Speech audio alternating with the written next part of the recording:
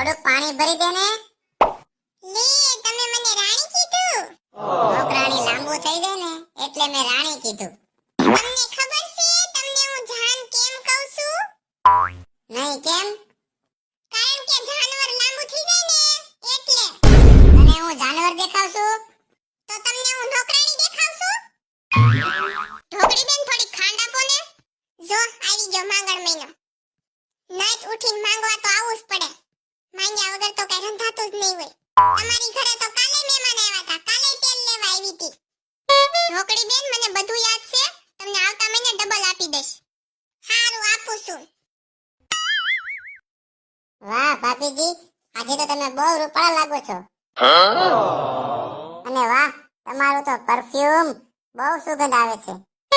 હા દેવરજી, માખણ સોપડતા તો તમને જ આવડે.